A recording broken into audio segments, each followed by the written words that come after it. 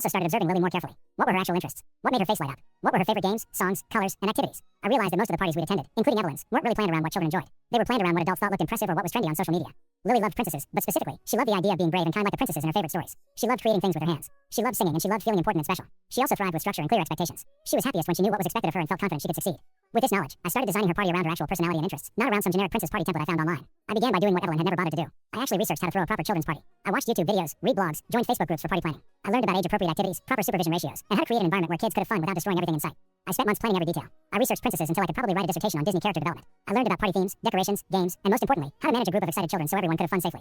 The guest list was carefully curated. I invited 8 of Lily's closest friends from preschool, children I knew, whose parents I talked to, kids who played well together. I also invited my best friend's daughter, who was Lily's age, and my cousin's son, who was Max's age. Notice who wasn't on the list? Jake and Emma. For the first time in 2 years, I was the one saying no to Evelyn's children. 3 weeks before the party, Evelyn called me. "Hey, I heard through Mom that Lily is having a birthday party. The twins are so excited. What time should I drop them off?" I took a deep breath. This was the moment I'd been preparing for. "Actually, Evelyn, this is going to be more of a small, intimate gathering. Just close friends." There was silence on the other end of the phone. "What do you mean? They're her cousins." "I know, but I've planned activities for a specific group size, and I want to make sure I can properly supervise all the children. You know how important safety is at kids' parties.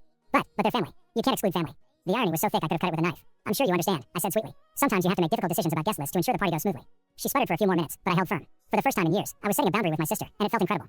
The party was absolutely magical. I transformed our backyard into a princess wonderland. Pink and gold streamers hung from every tree. There were balloons everywhere, and I'd even rented a small bounce house shaped like a castle. The decorations alone had cost me 3 months of saved coffee money, but seeing Lily's face when she walked outside the morning made it every penny worth it.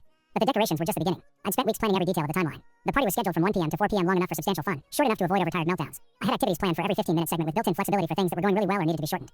I hired a teenager from our neighborhood, Emma, ironically, sharing a name with my niece, to dress up as Princess Belle, Lily's favorite, and she was absolutely perfect. At 17, she was old enough to be responsible, but young enough to connect with the kids. We met 3 times before the party to plan her activities and practice staying in character. She arrived an hour early to get into costume and review the schedule one more time. When the guests started arriving, I had a system in place. Each child received a welcome bag with their name on it containing a plastic tiara, a small magic wand, and some princess stickers. This immediately made them feel special and gave them props for the activities we planned. More importantly, it helped me learn everyone's names quickly so I could address them individually throughout the party. The first activity was royal introductions, where Princess Belle helped each child introduce themselves and share their favorite thing about being at a princess party. It was a gentle way to help shy children feel included and gave the more outgoing kids a chance to shine without dominating the entire event. Then we moved to the Royal Training Academy, an obstacle course I'd set up using pool noodles, hula hoops, and other safe props. The kids had to complete challenges like sneaking past the dragon, crawling under pool noodles, crossing the enchanted river, stepping on foam lily pads, and retrieving the magic crystal, finding hidden plastic gems. Each child got multiple chances to complete the course, and Princess Belle cheered for everyone, making sure no child felt left out or unsuccessful. The craft station was next, decorating their own magic wands using wooden dowels, foam shapes, ribbons, and plastic gems. I pre-cut everything and provided child-safe glue sticks, so there was no mess and no frustration with tools they couldn't handle. Princess Belle helped each child create something they were proud of, and the wands became both a party activity and a take-home favor. During craft time, I'd set up the food stations. Everything was designed to be both special and manageable for small hands. Heart-shaped sandwiches cut with cookie cutters from regular PB&J and cream cheese sandwiches. Fruit kebabs that look like magic wands, grapes and berries on pretzel sticks, royal jewels, colorful jello cubes, and princess punch, pink lemonade and fancy plastic cups with their names written in gold marker. The treasure hunt was the biggest hit. I'd hidden plastic gems, costume jewelry, and small princess-themed toys around the backyard with age-appropriate clues that Princess Belle read aloud. The kids worked together to find the treasures, and I'd hidden enough that everyone found multiple items. No tears, no fighting, just pure excitement and cooperation.